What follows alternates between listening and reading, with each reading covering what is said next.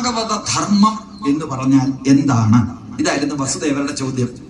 അപ്പൊ അതിനെ പെട്ടെന്ന് കയറി ഉത്തരം പറയുന്നില്ല നാരദൻ പറയാണ്, ഈ ചോദ്യം ഇപ്പൊ അങ്ങ് ചോദിച്ച ചോദ്യമുണ്ടല്ലോ, അതിനോടനുബന്ധിച്ച് അദ്ദേഹം 9 ചോദ്യം ചോദിച്ചെന്ന് പറഞ്ഞല്ലോ. ഈ 9 ചോദ്യങ്ങൾക്ക് ഞാൻ ഉത്തരം നൽകാം. അതെന്റെ ഉത്തരമല്ല. പണ്ട് നിമി ചക്രവർത്തി ഒരു യാഗം നടത്തിയിരുന്നു. നിമി ചക്രവർത്തി ആ യാഗത്തിൽ ഈ നവയോഗികൾ എന്ന് പറഞ്ഞാൽ ഋഷഭദേവന്റെ മക്കള് 100 പേരായിരുന്നു. ഋഷഭൻ എന്ന് പറയുന്ന ദേവന്റെ മക്കള് 100 പേരായിരുന്നു. ആ ഋഷഭദേവന്റെ 100 മക്കളിൽ മൂത്ത മകന്റെ പേരാണ് ഭരതൻ. ആ ഭരതൻ രാജ്യം ഭരിച്ചത് കൊണ്ടാണ് നമ്മുടെ രാജ്യത്തിന് ഭാരതം എന്ന് പേര് വന്നത്. അതിനു മുമ്പ് നമ്മുടെ ഈ ഖണ്ഡത്തിന്റെ പേര് അജനാഭം എന്നായിരുന്നു. ഈ ഖണ്ഡത്തിന്റെ പേര് അജനാഭം എന്നായിരുന്നു. അത് ഭരതൻ ഈ രാജ്യം ഭരിച്ചതോടുകൂടിയാണ് ഭാരതം എന്ന പേര് വന്നത്. കേൾക്കണേ, ആ 100 മക്കളിൽ മൂത്ത മകനാണ് ഭരതൻ. ഈ 100 പേരിൽ ഏറ്റവും ഇളയ 9 പേര് യോഗിമാരായിട്ട് പോയി. കവി, അന്തരീക്ഷ ഉപ്പലായനൻ, ആവർഹോത്രൻ, രമിഡൻ, ചമസൻ, ത്രിമളൻ എന്നൊക്കെ പേരോട് കൂടിയ 9 പേര് യോഗിമാരായി മാറി. അവരെ നവയോഗികൾ, 9 യോഗികൾ എന്നറിയപ്പെടും. ആ നവയോഗികള് നിമി ചക്രവർത്തി നടത്തിയ യാഗത്തിലേക്ക് കയറി വന്നു. അപ്പോ അന്ന് നിമി ചക്രവർത്തി നവയോഗികളെ സ്വീകരിച്ചിരുത്തിയിട്ട് അവരോട് 9 ചോദ്യങ്ങൾ ചോദിച്ചു. ആ 9 ചോദ്യത്തിനും ഓരോരുത്തരാണ് ഉത്തരം പറഞ്ഞത്. ഓരോ ചോദ്യത്തിനും ഓരോരുത്തർ ഉത്തരം പറഞ്ഞു. അതിൽ ആദ്യം ചോദിച്ച നിമി ചക്രവർത്തി ചോദിച്ച ചോദ്യം ഇപ്പൊ വസുദേവന് ചോദിച്ച ചോദ്യമാണ്. ഒന്ന് ശ്രദ്ധിക്കണേ. ഭാഗവത ധർമ്മം എന്നാൽ എന്ത് എന്ന് ചോദിച്ചു. അന്ന് മറുപടി പറഞ്ഞത് കവി എന്ന ഈ യോഗിയാണ്. അന്ന് നിമിക്ക് മറുപടി പറഞ്ഞപ്പോൾ ആ സദസ്സിലിരുന്ന് അത് കേട്ട ആളാണ് ഈ നാരദൻ. അതുകൊണ്ട് നാരദൻ ഇതിന് ഉത്തരം കൊടുക്കാം. പറയുന്നത് മനസ്സിലാവുന്നുണ്ടോ? വസുദേവരുടെ ചോദ്യത്തിന് നാരദന് ഉത്തരം കൊടുക്കുന്നത് പണ്ട് നിമി ചക്രവർത്തി ഈ ചോദ്യം ചോദിച്ചപ്പോൾ നവയോഗികൾ ഉത്തരം പറഞ്ഞതിൽ കവി എന്ന യോഗി അതിന് ഉത്തരം പറഞ്ഞത് ഞാൻ പറഞ്ഞു തരാം എന്ന് പറഞ്ഞുകൊണ്ട് പറഞ്ഞു. എന്താ പറയാണ്? സർവഭൂതേഷു ഭഗവദ്ഭാവമാത്മന.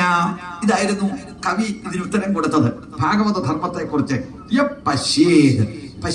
കാണുക, ഇങ്ങനെ കാണണം.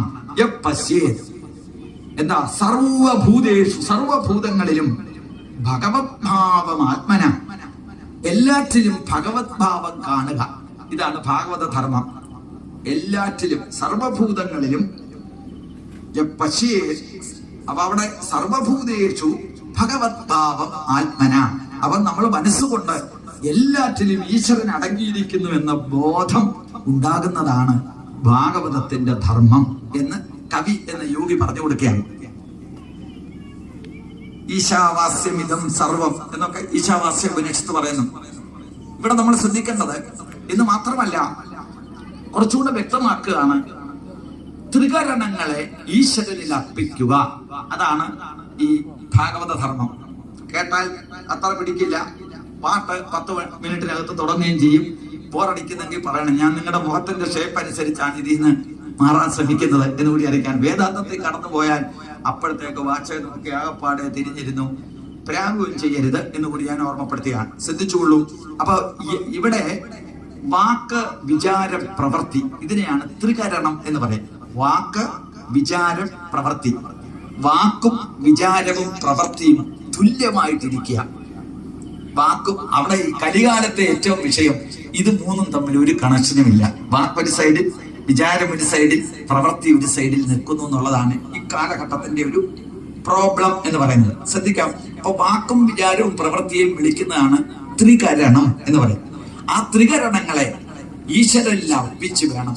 ഈ ത്രികരണങ്ങളും വാക്കും വിചാരവും പ്രവൃത്തിയും ഈശ്വരനിൽ അർപ്പിക്കുന്നതാണ് ഭാഗവത ധർമ്മം എന്ന് പറഞ്ഞാൽ.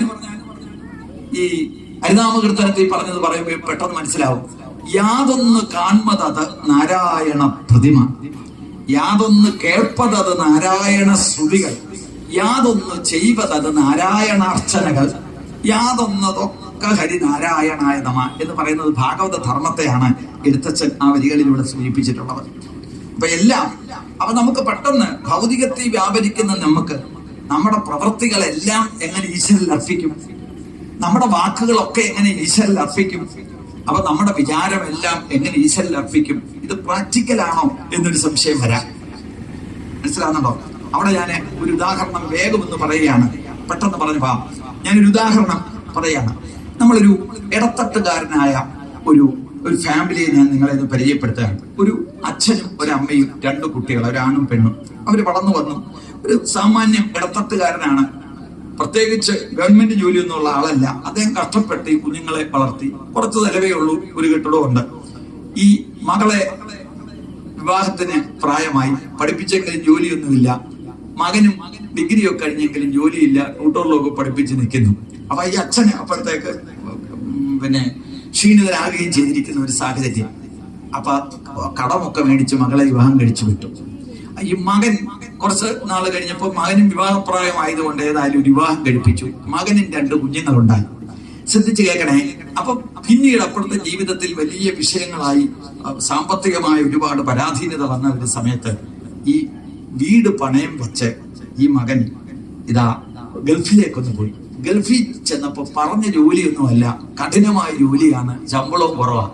പക്ഷെ ഇവിടെ പണയം വെച്ചു പോയ കടവായിട്ട് പോയതായതുകൊണ്ട് അദ്ദേഹം പിടിച്ചവിടെ നിൽക്കുകയാണ്. അങ്ങനെ ആ ഒരു ജോലിയിൽ അങ്ങനെ ഒരു 6 മാസം കഴിഞ്ഞപ്പോൾ അവിടുന്ന് ഒരു ഫോൺ വരികയാണ്.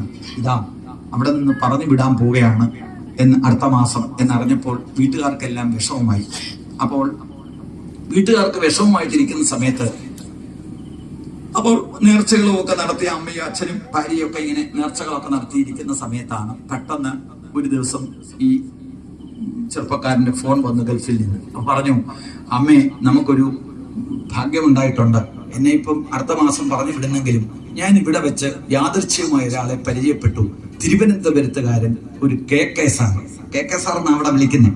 അദ്ദേഹത്തിന് ഈ ലേബർ കോൺട്രാക്ട്, മറ്റൊരുപാട് ടാക്സീസ് വർക്കുകളൊക്കെ ഉള്ള ആളാണ്, സമ്പന്നനാണ്. അപ്പൊ തിരുവനന്തപുരത്തുകാരൻ ഇദ്ദേഹത്തിനെ യാദൃച്ഛ്യമായി അവിടെ വെച്ച് ഗൾഫിൽ വെച്ച് പരിചയപ്പെട്ടപ്പോൾ ഇതുപോലെ നമ്മൾ ഇന്നടത്തുകാരനാണ് എന്നൊക്കെ പറഞ്ഞു കഴിഞ്ഞപ്പം അയവറുകാലക്കാരനാണെന്നൊക്കെ പറഞ്ഞ് പരിചയപ്പെട്ടപ്പോൾ ഈ അദ്ദേഹം പറഞ്ഞു, ശരി, നിങ്ങൾക്ക് ഞാൻ മറ്റൊരു ജോലി, അദ്ദേഹത്തിന്റെ പഠിത്തമൊക്കെ അനുസരിച്ച് അപ്പൊ അതിന്റെ വർക്കുകളൊക്കെ ചെയ്ത് മറ്റൊടത്തൊക്കെ പറഞ്ഞിട്ട് വരികയൊക്കെ വേണം. അതെല്ലാം ചെയ്ത് ഒരു നല്ല കമ്പനിയിൽ ജോലി വാങ്ങിച്ചു കൊടുത്തു. നല്ല ശമ്പളവും വലിയ തരത്തിലുള്ള ജോലി ഇല്ലതാനും. അപ്പൊ അത് അദ്ദേഹത്തിന് വലിയ ഒരു ആനന്ദമായി. അപ്പൊ അതിവിടെ അറിഞ്ഞു കഴിഞ്ഞപ്പോഴത്തെ ക്ഷേത്രത്തിലൊക്കെ വഴിപാട് നടത്തി നല്ല രീതിയിലൊക്കെ അങ്ങനെ കാലങ്ങൾ. ഇനി ഉടനെ ഞാൻ വരുന്നില്ല, കടമെല്ലാം വീടണം. അങ്ങനെ വീടിന്റെ കടം വീടി, മറ്റു കടമുണ്ടായിരുന്നൊക്കെ വീടി. അപ്പൊ അദ്ദേഹത്തിന് അവധി കിട്ടിയിട്ടും വരുന്നില്ല. ഈ തങ്ങളെ കുറ്റപ്പെടുത്തിയ ജനങ്ങളുടെ മുന്നിൽ ഒന്ന് സമ്പന്നനായി കാണിക്കണമെന്നുള്ള ഓരോ ബോധത്തോടെ അവിടെ നിൽക്കുകയാണ്. ശ്രദ്ധിക്കണേ. അങ്ങനെ ഇരിക്കുമ്പോ ഒരു ദിവസം അപ്പൊ വീടെല്ലാം ഒന്ന് റെഡിയാക്കി, ഫ്രണ്ടിലോട്ടൊരു ഹാളും ഒരു സിറ്റ് ഔട്ടും ഒരു കാർ പോർച്ചും ഒക്കെ കൂടെ ഇറക്കി, എല്ലാം ടൈലിട്ടു, പെയിന്റ് അടിച്ചു. വരുന്ന ആളുകളുടെ ഈ ഫ്ലാസ്ക് കൊടുത്തു വിട്ടു, ടയർ ബാങ്ക് കൊടുത്തു വിട്ടു. അങ്ങനെ ഓരോന്നും ഒക്കെ വന്ന് ആകമാനം ഒരു ഗൾഫുകാരന്റെ എല്ലാ ഭാവനയും ആയിക്കഴിഞ്ഞു. കേൾക്കണേ.